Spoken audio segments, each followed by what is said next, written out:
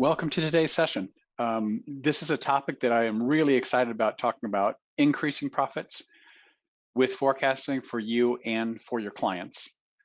So let me go ahead and just share with you, Christian, if you can bring up the slide. If we bring up the second slide, I'll just go through a couple of administrative things and then do some introductions, framing, and we'll get ourselves going here. So today's session is 1 CPE credit. Like all sessions, you do have to attend the entire event. We will have 3 polling questions and you need to answer each of those to get credit.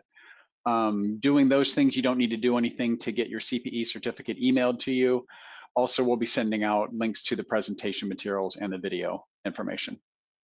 The best way to interact with us during today's session is the question function, the GoToWebinar. We'll be monitoring that and answering a lot of those questions during the session today, and then doing follow-ups in the CFO community after that. And like I said, you'll get the replay slides and email later. My name's Tom Wadelton. I'm the facilitator of today's session. I'm really enthusiastic about today's topic. I think it's going to be just a great one. I live in Indiana and work for Summit CPA Group as a virtual CFO. I've also been active with the Indiana CPA Society as a past board chair in the AICPA in the governance board that I was on in 18 and 19, took a break for COVID year, and then I'm rejoining in 2021 next year. A little bit about our other presenters then. So Jody Grunden is a co-founder and the CEO of Summit CPA Group. And if you've heard Jody speak publicly, it'd be hard to have a presentation without him talking about the importance of forecasting and as a differentiator for us in our working with our clients. Christian Wielage is the CEO of PlanGuru, a very good forecasting tool that we use within Summit. So he'll talk some about forecasting and PlanGuru and how that works with that. Adam Hale is also a co-founder and he's COO of Summit CPA Group. Internally, Adam talks a lot about forecasting, again, as being just one of the key things that when we talk about changes with clients, having discussions, a lot of what Adam will talk about is, okay, is that reflected in that client's forecast? And are you doing that well? So just a little bit about the 2 companies that are presenting to you today. Summit CPA Group was started in 2004. We provide CFO services and back office and accounting services. In 2013, we went fully distributed, so our team works remotely. So that opened up the flexibility of employees and clients to be anywhere. And so we have clients all across the United States. We also have clients internationally. We do have 55 employees throughout the world. So if we jump onto the next one then about PlanGuru. So the tool PlanGuru, so version 1 developed in 1999. It does more than just developing software and a forecast. It really becomes a partner with you, with your clients. And they partner with us since 2004 to do that forecasting. So I mentioned polling questions. Let me start with one of our polling questions just to get an understanding of who's with us today. And so let me go ahead and launch this question. So if you'll answer that, what is your role in the firm? And with that, I figured you were gonna ask, you know, who's if anybody could name your band from your music video there at the beginning, but that would be a good one. In the question section, if someone can name the band, that would be great. Okay. I was so enchanted by the video, I forgot to flip the slides. I apologize, everybody. So. And I actually saw that live. Did you? That was, yes, that was your iPhone recording that we just watched, Jody. Right. Yes, it was. Above the ground. That's cool. We'll give just a couple more minutes here, and then Christian, I'll go ahead and turn it over to you to go ahead and give us a little bit of a overview of, I'm sorry, I think it's going to Adam, learning objectives and why we're here. And I'm going to shut down the polling question in just probably 5 more seconds.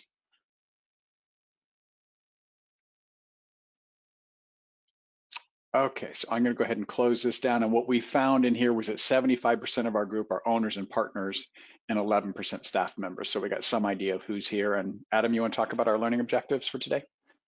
Yeah, I mean, today's focus is going to be obviously on the value of forecasting. So we're going to talk about the difference between budget and forecasting. We're also going to talk about how to create that dynamic forecast, you know, so that's a little bit more user-friendly. We'll also look at, you know, how to talk to your clients about the forecast. And then finally, we'll dive into some of the forecasting tools that we use and one of the reasons why we have Christian joining us today. So from a learning standpoint, that's the big thing there. So next slide there, Christian, if you could. Oh, there we go. There we go. So again, the big question, why we're here. Of course, we want to talk about the importance of forecasting. For us here at Summit, it is really the cornerstone of what we do. It is our differentiator for the most part, and it's something that, you know, it's kind of it's a double win here, and this is the reason why we want to talk about it. It's, you know, on the client side, there just isn't very much sophistication on the planning side, and we'll dive a little bit into budget versus forecast and that kind of stuff, but really the big thing here is most people will put some ideas down on paper if they do that, and they don't really have the cadence and the ability to kind of monitor that, hold themselves accountable, and even sometimes even build it the right way. So a lot of small businesses are flying blind and they're underserved by a lot of their CPA professionals, just because we just don't find that as something that we would normally do for a client. So then on the flip side for us, this is a way for us to not only increase our revenue as a firm, because this is an additional service that we can offer, but it's a way to create that stickiness and add value to the client relationship, where we can really help the clients make an impact. And these forecasts have really been pivotal in our relationships with our clients, and the reason why so many of our clients have stayed with us for such a long time, because we're having these constant, pretty mission critical, you know, just to stay with our launch scene from the beginning there. But it is pretty mission critical to our delivery to be able to have that conversation and always be able to kind of come back to that, you know, that center, if you will, is kind of the way we look at the forecast. So, you know, that's the big reason why we're here. So yeah, and kind of add to that, Adam. We do, like, I think we do a little over 100 forecasts. We do forecasts for over 100 clients on a regular monthly basis. So it's the key of what we do. And if you ask anybody, any one of our clients, you know, what their biggest benefit is, I think it's this. It's the forecast. It's being able to strategize, it's being able to look forward, like Adam was saying, and really it's a differentiator from the rest of the accounting firms out there that do this on more of an ad hoc basis, where they'll come in and do it for a bank or whatever. We do this again on a regular weekly basis, and so the majority of our clients, we provide a regular weekly forecast. I think we have over 120 clients that we work with on a regular monthly basis, and over 100 of those we provide the forecast with. The 19 or so that we don't are typically our legacy clients, you know, those that started with us way back when, and have just never adapted it into their process. So again, this is a keystone, or, you know, basically a key of what we do, and it's what makes us what we are, in my opinion. yeah, and it's a little bit of a cheat too, to be honest with you. I mean, the big thing is that, like, whenever we're talking with our clients, I find it hard, actually. I don't know, Tom, if you agree, or Jody, but I find it difficult to talk with the clients that I don't have a financial forecast for. I think my team has to be like 10 times stronger whenever I'm focusing on those people, because I don't have the business insight. I can't help them with the future or what they plan to do. It really, you know, we used to see it as like, hey, we're doing this extra thing and we're charging extra for it, but it actually makes our job a lot easier to be able to communicate and talk to the client if you have some context around what they were supposed to do and when. I agree completely, Adam. I had a tax planning conversation with a client today that we don't do a forecast on. So I could say, as of today, here's where you are, but he's been just killing it. And so then you're like, but you can sort of ignore these numbers because you're probably going to do better and you're going to owe more, is sort of the general theme. And so I agree completely with the forecast. It would have been really easy for him to look and say, no, that's wrong, let's adjust that. And then he's got the number. So yeah, I much prefer when we got the forecast. For sure. Okay, so let's, you can go ahead now. Sorry, Christian, you can, let's talk about the difference there between budget and forecasting, because this is, you know, and I'm pretty sure we're all familiar with these terms, but this is an education point for our clients. And again, I think this is what makes the conversation and the sales part of conversation a lot easier, because whenever you're talking to a client, of course, if you say the words forecast or budget, they just kind of think they're interchangeable. And so what we do is we say, well, hey, do you do budgeting and forecasting? And they're like, yeah. And we're like, well, what we mean by that is, do you have like an annual budget? Yeah, we do that once a year. We kind of occasionally look at it. Well, unless you're a nonprofit and you're working off of a fixed budget and a fixed amount of things, you know, the budgets aren't really that great. Like, you start with the plan, but the day we hit, you know, the day January 1 hits, now we've got to go live with the forecast. So we talk about, making sure that that's fluid. It's changing as you know things are changing. Customer relationships, staff members, different expenses, whatever. It doesn't stay static. Now, we always want to go back and refer to the original budget. So whenever we're delivering our financials, we always tell the clients, hey, this is how you did this month. This is how you did this month last year. It's good to kind of look back. But more importantly, let's look to where you were supposed to be in the forecast. And then again, you can now also look at the budget, the original plan, just to kind of see. So it gives you multiple different views of the same data. It really drives a lot of collaborative conversation where you can kind of dig in and say, well, why did we plan to do that at the beginning of the year? And then you can talk about what those deltas are now because you have the budget and the forecast. Of course, the forecast needs to be dynamic. So don't just take like 2% of last year or whatever. If you can, really dig in and try to figure out what those non-financial drivers are that'll help bridge the gap between, the people actually doing the work and then the finance. Because they might not understand like what's $1 million or 200,000. It's like, no, did you do 27 of those? Because you were supposed to do 50. Oh, well, I can never do 50. Well, then our forecast is wrong. You know what I mean? Like, how can we do more of this or less of that? That's what we mean by setting a dynamic forecast. And whenever you have that conversation, whether it be 5 or 10 with a client, they start to go, oh, you're right. No, I don't do that at all. Never mind. I really need this. And that becomes a draw in that differentiator that we were kind of talking about. Yeah. And Adam, the point you're making, I think is really good, is the conversation with the client.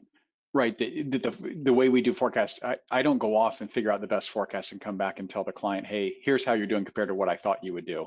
It is that conversation, right? So where you can go back and say, hey, you had said you thought you could do 50, and then they're engaged in that and they're really thinking through it, not just you coming back and saying, here's what I think is going to happen.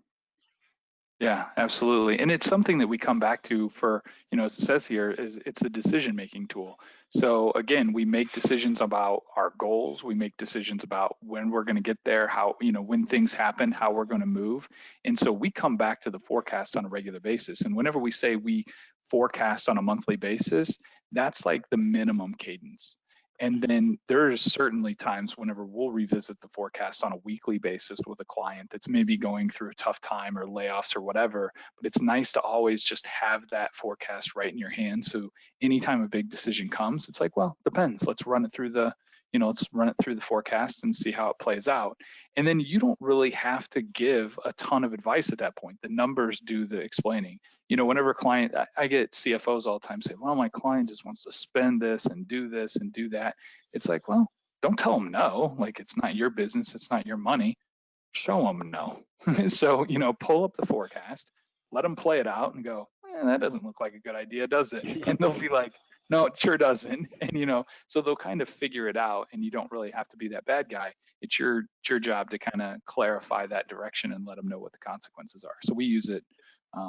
You also, sorry to jump in there, Adam, but you also end up vetting a whole series of decisions in a much more comprehensive and serious fashion than you would otherwise, right? Like piece of equipment breaks. You could go buy a used piece of equipment 100 miles up the highway, but you got to write a $50,000 check, or you got to go to the dealership and sign up for some lease and end up paying way more money over time. But those decisions that get made on the back of an envelope, log into the bank account. Oh my gosh, okay, we have this much, and payroll's going to be this, and okay, what do we do? No, we have this model. Let's use it, right? So you jump in, you analyze the decision, you say, well, if we took a little bit less distributions over the next 4 months, max out our line of credit here, we can make this happen and save the business a ton of money and own the piece of equipment instead of being forced into leasing it. Or, hey, if we write this check, we're not going to make payroll and we're going to have a strike. Yep, absolutely. We got to lease. We got to lease the new thing. We're in a bind here. Yeah, and we can continue through, Christian. I'm going to launch the next poll question that just gives us an idea kind of where people think they are with forecasting. But go ahead and make your points, and we'll let people answer. Then we'll give some idea where people are in this audience. Yeah, Yeah. and I'd like to add what Christian had said there, because before we started doing forecasting, or when we didn't have as many clients on a forecasting tool, those are the types of questions we get interrupted with on a daily basis. It was pretty regular that we get 1 or 2 phone calls a week, maybe even a day. Hey, I'm looking to lease something. What should I do? I'm looking to buy this thing. What should I do? I'm looking to sell my company. What should I do? I'm looking to do all these different things, and those became more interruptions than they were the daily flow of things. And when we're adding the forecasting into the regular model, we typically don't get those questions throughout the month. We get them during our forecasting call, or we get them during one of our weekly calls with clients. We get them during those calls, and they're not an interruption. They're more a continuation of our service, which not until Christian mentioned that did I actually even think that has a huge benefit for us as owners, because we hate the interruptions on a daily basis, and this eliminated a lot of them. Presenting that forecast. When those big business milestones come, like where you're trying to sell a business, if the company's already been forecasting and planning, and it's just it's something that you're a master at. It's very important to be a master at, as opposed to this scramble to get everything together to for the bank or investors. It's gives the business a fundamental level of confidence from an operating standpoint. Yeah. So anyway, I so think it just also real quick, improves the. Oh, go ahead. You can see where people are. So we have 60% of our audience today say that they don't currently do forecasting, right? Our maturity isn't there, and some say it exists, but a pretty small percentage are saying it's mature. So perfect time to be talking about this, it seems like. Yeah, and to kind of add what Chris was saying there also, I just did a forecast meeting wasn't just a few hours ago with a company looking to sell their business, and the buying business was so impressed on all the information that they had available at a moment's notice. I think more so it improved the multiple that they're getting for it, because they knew that they're getting something solid, and this person was on top of their finances. So it was real impressive to not only the customer, but it was impressive to the buyer of the business. Absolutely. I mean, I'm gonna. If we spend this much time on every slide, I guess I don't know if we're gonna finish this thing. But well, we kind of cheated. So your next one up is the reasons for the projection. So, but there's one final distinction I want to make, and it evolves when the business becomes slightly bigger. For most of our business advisors, like Summit and the outsourced CFOs we work with, most of their clients, they're forecasting for a single entity. They're mostly dealing with like the senior, like the owner, right? And it's not this big business. The owner is really on top of stuff, right? He's not delegating a ton of big decisions, or he or she's not delegating a ton of big decisions. But as a business starts to grow and there's like different levels of management, the budgeting process is like a series of aspirational goals of what you hope to achieve. And then you set those goals at an organizational level, and then you give different people within the organization responsibility for certain aspects of that overall plan.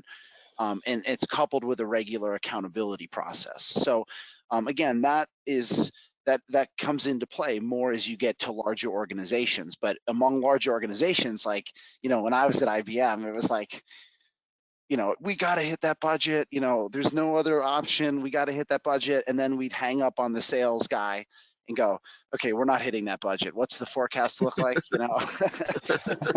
So, there's this dichotomy. The two, as forecast is a really sober, tactical assessment of what's going on, maybe even slightly pessimistic. A budget, it's like what you hope to achieve, and in setting goals and targets that everybody drives to achieve those goals collectively.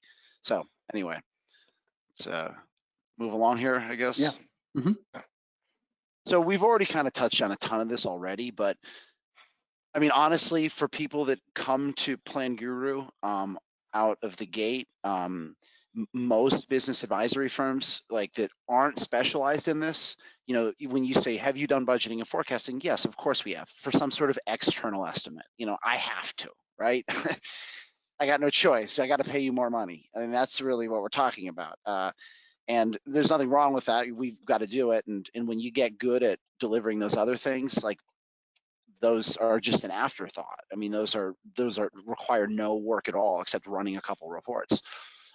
Big decision analysis is another place where a lot of advisory firms have done that. Hey, I'm a dental practice. I want to buy this other dental practice.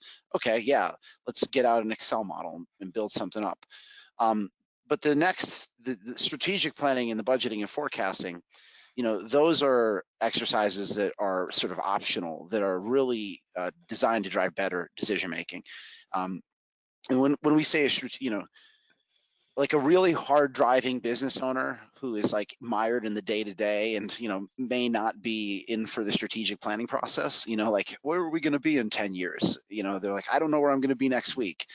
So the strategic planning process can be a little esoteric for some businesses, but for any business where you have a lot of stakeholders and they're not sure about where the future of the business should be, the strategic planning process is a way to take a long-term perspective, keep it higher level than an operating budget. It's like you want it to be flexible so you can do some sensitivity analysis.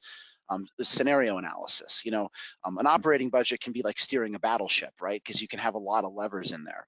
But ideally you set the strategic plan and then you work on the budget, right? In October, November, and December, you build the budget, what you hope to achieve. Adam kind of hit on this, but on January 1st, the budget and the forecast should be the same, right?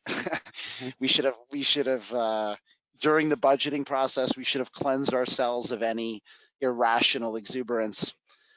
We should have, we should have reassessed what happened last year and have a more sober picture so that on January 1st, the budget and the forecast are the same thing. But then there's that divergence. One is what we're trying to achieve to keep the team making better decisions. And it can be as simple as giving if telling the sales manager, the floor sales manager, if we sell this many units, everybody gets a bonus. But it can go down to the smallest levels of a company. It doesn't have to be some giant corporation to have budget targets that pay people little bonuses here and there. But again, that's where the divergence is. It's like the budget's what we want to achieve, what we're striving for, and the forecast is maybe slightly pessimistic, sober assessment of where we're headed, and that tool for vetting decisions of consequence. Yeah, I love that. And I think when evaluating tools, one thing that we, struggled with from the very beginning is finding a tool that not only did the forecast on the income side, but more so on the forecast on the balance sheet. The balance sheet's the driver of everything. And so it was really important when evaluating things that we actually saw the balance sheet. What did cash look like, 2 months from now, 3 months from now, 4 months from now? What did the line of credit look like? Do we have to borrow on it at any point in time during the year?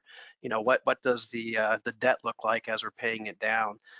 When distributions hit, how's that going to impact cash? Those are things that are extremely important that you don't see on the income statement. And so it's really important when evaluating them that you have something that works together. And it's more so important to be able to evaluate when you can actually show them at a moment's notice. Again, like Tom had mentioned earlier, you don't want to prepare the income statement and then come back, a couple days later and show them, hey, yeah, the income statement was great, but we're going to fall short in November because of cash or whatever. Yeah. You have to have those planning decisions while the client's right there in front of it. And that's when it becomes real important to the client. Yeah, and Jody, to that point, when I've had people ask why I don't just plan everything in Excel, for the P&L, it might not be that hard, but to get the connections to the balance sheet, Excel breaks down really quickly or just gets very, very complicated. And that's where a tool like PlanGuru or something else can do that really well. Yeah, I since they're being so kind to me, to my knowledge, there is no other accounting firm like Summit. I work with tons of outsourced CFOs who, most of them operate in, like, I call them, they're either lone wolves or they run in small packs and they don't want to touch QuickBooks, and they don't want to. You have to have a good accountant to deal with them. And I know, we work with hundreds of folks like that are dedicated outsourced CFOs, but I know of no other CPA firm that is adopts it so universally. That's of the size of Summit. So I'm not. I know of nothing even remotely like it. Like we have. So anyway, follow their advice from the. I can tell you the technology and talk about this, but they know how to do it from the perspective of a CPA firm incorporating this into a bigger thing. But so this is the regular cadence, okay, right? The strategic planning's great. If your client's going to do a big deal and you're going to make a whole bunch of money advising on them, the deal, that's great when those things happen. But the regular cadence, that we talked about earlier, is just building that budget at the beginning of the year, doing at least a monthly performance review, roll the forecast forward. It's just again, sometimes they're doing weekly. Some people say, hey, I only want to do quarterly. I just, it can be so easy if you do it it's actually just much easier to meet 15 minutes every month than it is to just like do this big debriefing once a quarter. It's not, you're going to spend less time and be better by doing it monthly than you do if you do it quarterly. Yeah, great. So, okay, was this Adam Yeah, here? so Jody, Christian made a great point about the forecast being dynamic. Can you walk through kind of building a dynamic forecast? Yeah. With the dynamic forecast, the key there is, again, it's dynamic, not static. That's the big thing there. You want to create measurable KPIs, and KPIs are the non-financial KPIs. So when we're talking about, like Adam mentioned earlier, don't just create a forecast based on a percentage of income increase on the revenue side. You can kind of do that a little bit on the expense side, not thoroughly, but on the revenue side, you want to make sure they're non-financial. How many of this product you have to sell versus this product versus this product? What's the product mix in order to achieve this revenue goal? How much of it's service based, how much of it product based? What is the gross profit per product? All these different KPIs you want to build into the model so that you can kind of reflect back then to the client and show them, hey, before we even get into the forecasting, they're already seeing the hits and misses. We planned on having, 50 trucks roll through the process, and now we only had 30 for some reason. So they know right off the bat, hey, we're going to miss our forecast because we didn't hit our numbers. Again, it's that tangible thing that the client can go back to their team and say, hey guys, we need to make sure that we hit these numbers here, these tangible numbers, and then that in turn will result in the revenue side of it. So it's really important to have, basically measurable, non-financial is the key missing term there, KPIs that you want to have with that dynamic forecast. Also, when working through it, I mentioned before, it's really important to flip it over to the balance sheet and look at cash. Don't just end up and, a lot of the modeling, kind of backing up, especially with COVID, we had, there's a lot of modeling going on. And that modeling typically takes you over maybe a year or 6 months, or, hey, here's if we do this, we're going to be in the positive and, over this next year. And those are typically done on spreadsheets and so forth. But the key part here is to make sure that if you do the modeling, which is perfectly fine, we do modeling all the time outside of PlanGuru, but bring it back into PlanGuru and see where you're at, or bring it back into your planning software and see where you're at, because you could be at a huge cash deficit for a 3-month period in which your company wouldn't be able to sustain that. But in a year, you might look great. And so it's really important to have that modeling in place, because again, the modeling doesn't take into account a lot of the balance sheet activity, the distribution that have to be made for tax purposes, the bill payments, all the different, things that you wouldn't typically think of in a revenue only modeling scenario.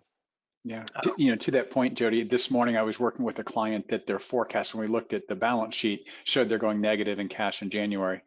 And what I was able to point out is how their accounts receivable balance has been growing. And so it just in months in advance to say, if we can't get this under control, you're really going to be in trouble to do that. But it was really easy to look and say, yeah, it looks like you're profitable, but you're going to run out of money. And the forecast made that pretty apparent to them. Yeah, and the accounts receivables, the one of the biggest eye openers, I think, for a lot of people. We'll get into the forecast and maybe cash is tight, and our goal is always have 10% of annualized revenue in the bank at all times. So we're always trying to build to that model. And the client's like, I just can't figure out how to get there. And it's like, well, let's see what happens if you collect 5 days earlier. And so we'll go into the model, instead of a 45-day turn, maybe we do a 40-day turn. It's like, boom, maybe there's an extra, $10,000, $100,000, depends on what the client is. But we kind of play with that and say, wow, if you do a 30-day turn, knock 15 days off of it, here's what your cash looks like. Oh, by the way, you hit your your 10% cash, annualized cash, amount in there. And it's just amazing the kind of the thought, because they don't even think about it. They think of receivables as out of sight, out of mind, and they're looking for that next dollar all the time. And whereas if they were to manage that receivable process, better, they could get to that cash amount. And so maybe the strategic analysis isn't, how are we going to improve cash, by increasing revenue and decreasing expenses. Maybe it's just simply, how are we going to get our clients to pay quicker? Do we need to go from invoicing to automatic debit, ACH? Do we need to offer them some significant discounts or small discounts in order to get us down there? Do we need to collect on those invoices quicker? So that the strategic conversation, just completely flipped. Instead of let's increase price, which is the easy thing for everyone to say, or decrease expense. Well, let's just get our receivables and payables to churn, better. And can be a huge difference. And of course, it gives you the, I could read these all to you because they're all really important, but it's basically a predictable, it gives you that predictable model so that you as a business owner, you as a CFO, can manage the client's cash flow so that they can go home and go to bed at night, not thinking about, how's payroll going to, am I going to make payroll in the next couple of weeks? It gives them that opportunity to make those business decisions before the issues actually happen. And that's the key there, because it's really easy to talk to a client at the end of the year and say, and I just had that conversation, hey, you're going to owe $100,000 more in taxes. This was the client I was talking about earlier, in January from what we predicted, based on this increased cash. And it was like, oh, okay, sounds like logical. If I did that in April or March, I'd be missing a client the next year because they would find somewhere else to go to. Even though I helped them, get to where they're at, just by giving that advice and showing them, hey, based on that, the conversation's a lot easier, especially tax time, because when we do our forecasting, we build into that, build into the model the taxes and show them how withholding this amount of taxes, making sure everything is in line there, so that they know pretty much to the penny. And I'm exaggerating, obviously, to the penny, but they know what their tax situation is going to be like all throughout the year. And you can't do that unless you have a pretty solid forecasting model. Yeah, Jody, as you had mentioned cash flow a couple times, Greg asked a question, how does the forecast cross over with cash flow meeting? Do you blend them and manage them separately? Do you mind going ahead and answering that? Seems perfect time. So we have we're talking short-term cash versus long-term cash. So short-term cash is over the next 12 weeks or so, and that's a separate meeting altogether. That's a monthly meeting or weekly meeting, and that's typically not with the owner of the company, but that's typically with maybe a bookkeeper that's on staff or accountant, and sometimes it is the owner. But we're going over, hey, how are we going to pay bills over the next 8 to 12 weeks? So the receivables and payables specifically are coming into the model. Whereas this is more of a long-term planning, and long-term planning a month or more. This is where we're looking at, and this is a separate meeting once a month, and this is typically with the owner or the leaders or the leadership team, where they're going through and everything's dialed in from specific payrolls that people have. Everything's fed directly into the model so that they know if they give raises at the end of the month, that's typically not going to be handed in a short-term cash model. That's more in the long-term range. If we give a 10% raise to everybody, what's the outcome going to look like at the end of the year over the next few months? So yeah, there's a complete difference. Short-term, we use a different tool for that, and then long-term we use PlanGuru for the long-term side. Perfect. So as you mentioned long-term, that probably takes us to our next slide around strategic planning, right? Yeah, so if you want to pop over to the next one there, Christian, but with the strategic planning here, like we mentioned before, we're setting the future of, where we're going. So, we're looking over the next 12 months minimum. And a lot of people say, well, are we looking through the end of the year? Well, yeah, but we're looking over the next 12 months. So, I always have the next year's forecast as well as the current year when we're talking to clients. So we're looking through, like we just had a meeting with the client, we're looking over the next 2 months, but our main focus really was next 2 months, oh, that's great because this is what it ends for tax purposes. So we know what the tax situation is going to look like, but really what's going to happen over the next 12 months? Am I going to be able to sustain the growth? Where do I, how much to the different products do I have to sell? How's my service mix changing, the next quarter? All of that's handled, as we go. Now with us, we take it to the next level. We go over the next 10 years. So, you might laugh a little bit, but we've got our forecast dialed in over the next 10 years, and that changes every single month. And the nice thing about it, everything's dynamic, everything's hooked together one year after the next. So we know that, hey, based on building this revenue stream, based on a reoccurring revenue model that we have within our company, we know what the next 2, 3, 4 years is going to be like if we maintain this growth, if we bring on this many new clients at this dollar amount, we know what it's going to be throughout there. And why would we forecast, for that period of time? Because we want to know how fast we're going. We want to know where we're going to head, and we want to know what the value of the company is going to be at that point. Because there's always going to be an end to Summit CPA Group, right? Is it going to be in 3 years or 20 years? We don't know. Is it going to be in 100 years? We don't know. But it's always important to know, where we're growing, where we're pacing, so that we can hit, our long-term targets as owners of the company. So that's where the direction is going. The what-if scenarios, what-if exercises. Again, you can use them as modeling. We do those right in front of the client's eyes. Again, they can kind of see the results of their actions, which is really important. And then it just allows great conversation. One thing that this last point here, it serves as a personal financial review for the business owners. It also serves as a really nice financial review for their investment advisors. So they a lot of times they'll take their forecast and they'll say, hey, based on here's where we're going to be at. Here's how much extra cash we're going to have in the bank. Oh, no, by the way, we're going to have this excess cash. And so they'll take this to their financial advisors and confidently say, hey, it looks like I'm going to have an extra $100,000 in cash, by September. Should I keep in the business and let it roll, or should I invest it in the market and let it roll that way?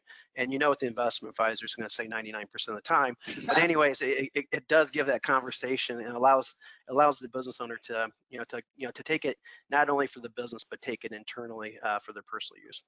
And they can, and the business advisor can then take those numbers that you give them and plug it into their asset allocation model for their bigger life, and that just like if business valuation's a tricky thing, right? You don't want to but when you're doing this fully blown out 10-year analysis, you've done 99% of the work to do a valuation.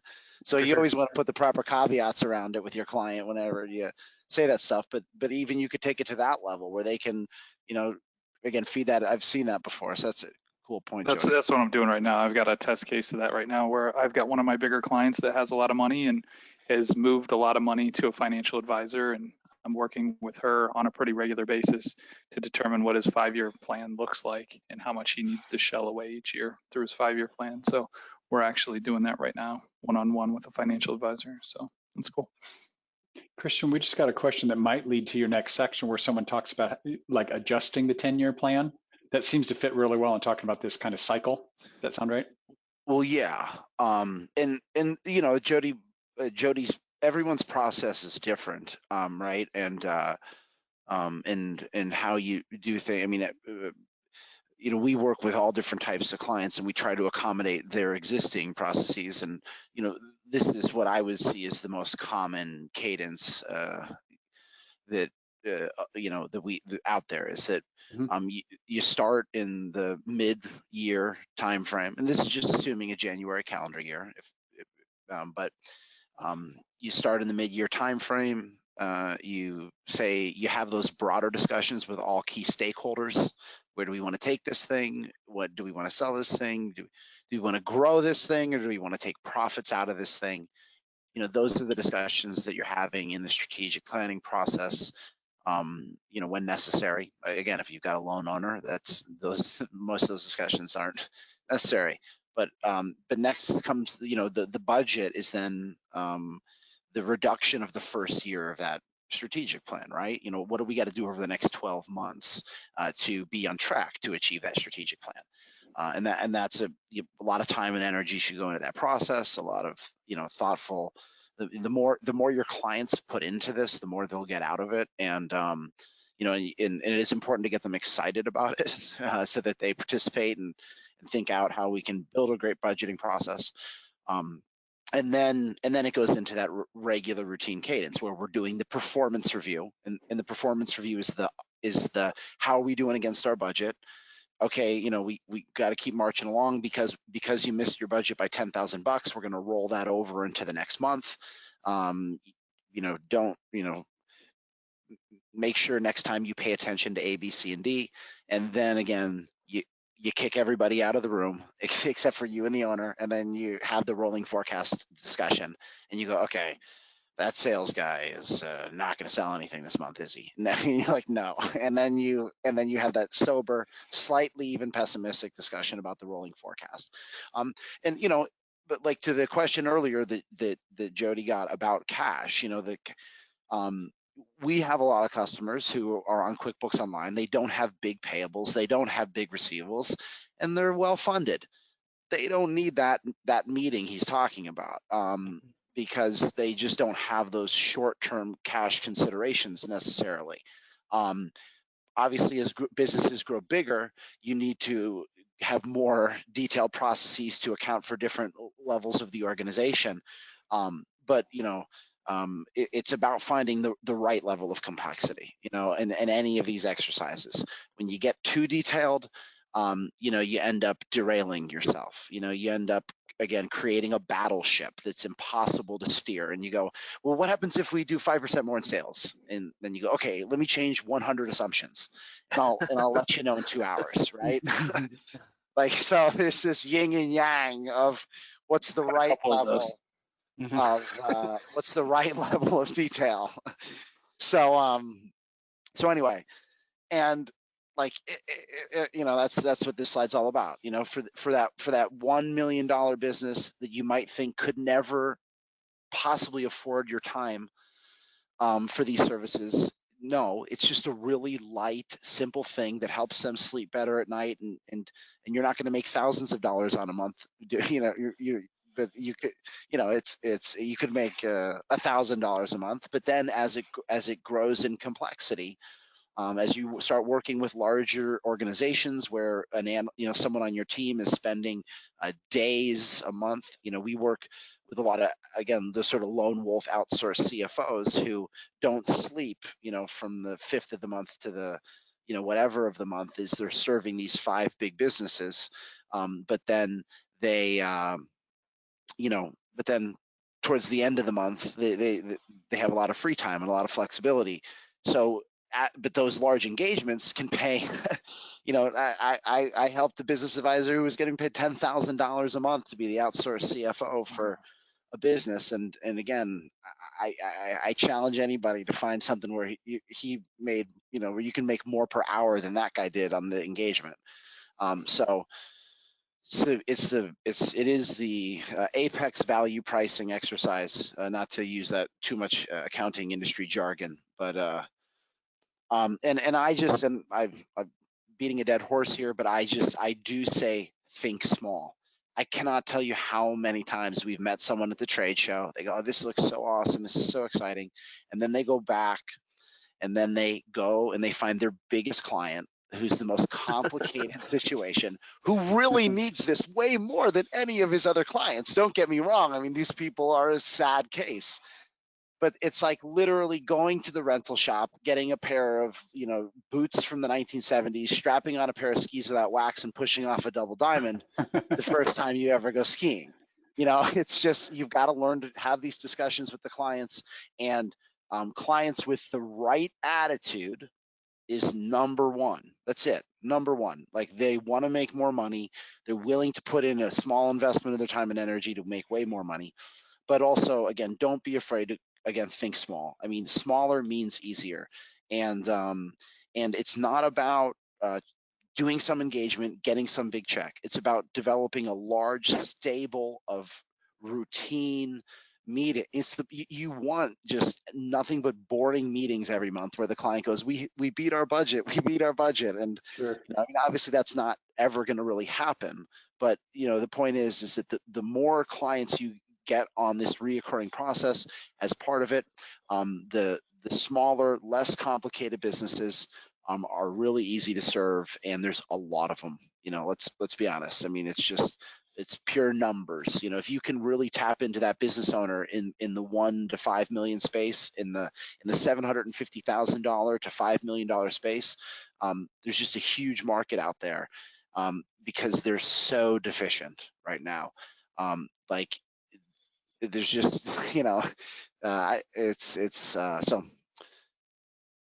Yeah. Okay. Yeah, completely agree with that. We have a wide range. I'd say our lowest forecasting clients probably close to $500,000 in that ballpark, and our largest is $30 million. I mean, it's a wide range. They all need it, so don't be afraid to pick that ideal client.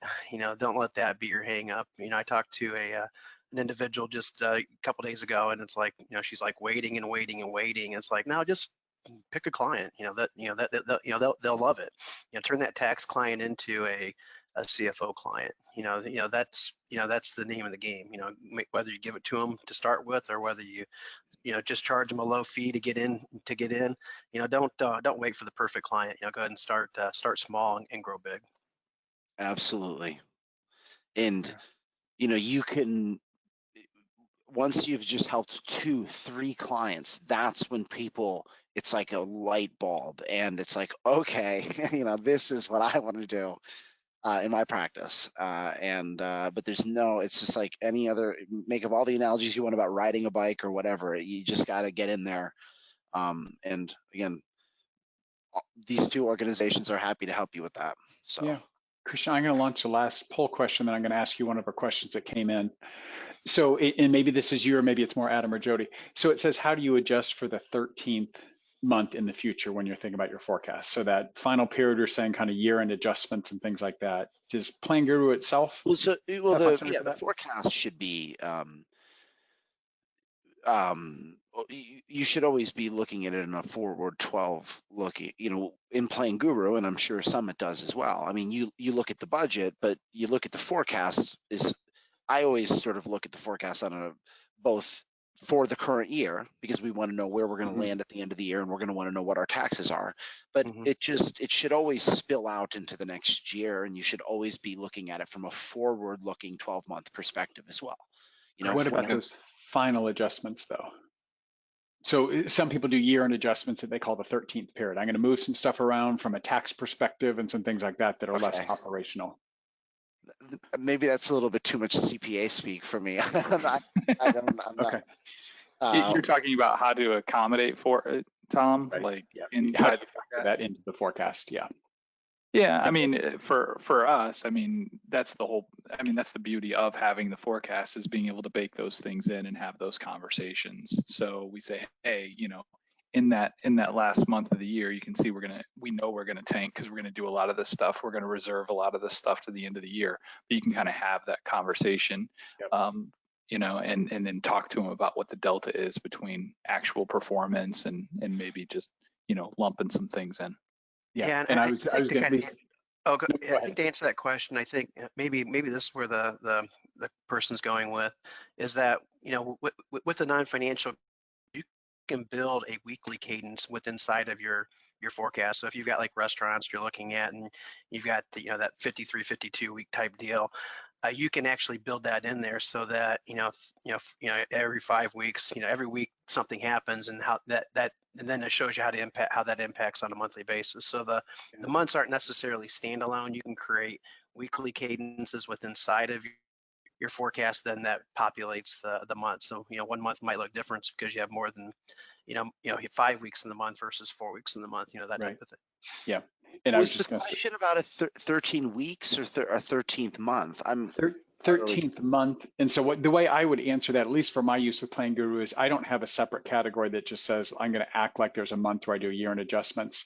If there's special things I do in December, that goes into the December forecast. Oh, true. Right. And that's where the call outs are. Yeah. Yeah. I mean, when it comes to the future direction of PlanGuru, when it comes to most people call it a 13-week cash flow forecast for that short-term stuff. We're going to handle it slightly differently. We're going to have what we call a first 4 months by week option, which is essentially going to take the next 4 months of your forecast and carve that out into its own sub budget, where you can use whatever assumptions you'd like, and then just what perspective do you want? Do you want to dive down into the weekly forecast, or do you want to step back up to the monthly level? Sure. So yeah, instead of trying to incorporate a 13-week thing, just because we have this larger monthly structure, it makes more sense for us to do it that way. It would have all the same benefits. Okay, and the Diane asked this question. Actually, I misunderstood, and Christian, you answered it correctly at the very beginning. She was actually looking, are you continuing to look in the future? So she said, if you're looking at 12 months, do you keep adjusting where you're looking? And I would say yes. We're continuing to push that date out, and not, for example, saying, well, your year ended in December. If I'm in November, I'm not even looking out next year. You continue looking forward.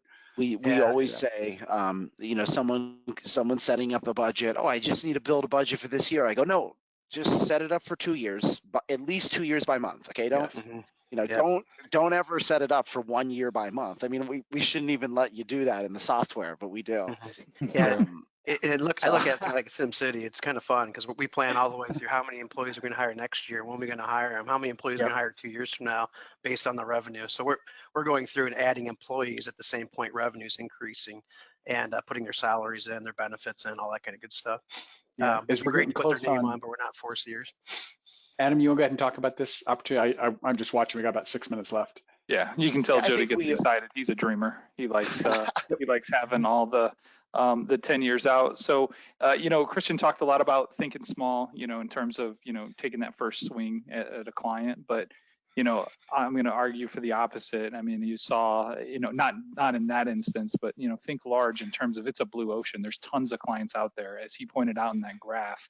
I mean, there's enough out there for all of us, and I'm sure you have clients within your book right now that you can use. And then staying on that large consideration, just whenever you get into, this is where you can really help a business grow too, because as soon as you get them in that forecast, like Christian just said, you should always be planning at least 2 years out, if not 3. Like really help them open their eyes to planning what do they look like if they're bigger than what they are today, and help them kind of work through that. But yeah, the big thing is there's a huge opportunity, and this is a big differentiator for us, and we think it can be for you as well. Good. So if we jump to the next slide, we have a few special opportunities for people. So you've heard about PlanGuru. I think we have not done just a PlanGuru commercial, so there's a lot of opportunity here to explore it more. I didn't even show you PlanGuru yet. So. There you go. So Christian's offering this, and it's a 15% discount if you look, and that does, as you can see, include setup and support for that. So a great, easy way to kind of enter into doing that. We have 2 additional slides of this. So if we go to the next one, if you want to continue learning in this vein, there's a modern CPA success show that you can find on YouTube. Lots of topics. You'll find forecasting, but lots of other topics around virtual CFO and things there. Even better way to get involved and interact with us is the CFO community. More than 100 people are participating in the Slack channel that we have. You can get a month free by getting connected to this group, and people are shooting questions and starting conversations, and we have a book club and a marketing group and things in there. So a great way to just stay active in doing this if you're interested in that. And then if you want to take a big jump into this on this next slide, if you're saying, I really want to explore what this virtual CFO looks like, we are really excited to put together this playbook here. And we've talked about that we average over $60,000 per year clients and do this. So this is an investment of your time in 15 different playbook modules where you can go through the modules. There's coaching sessions. We're doing a weekly fireside chat where Adam is facilitating a group having conversations about this.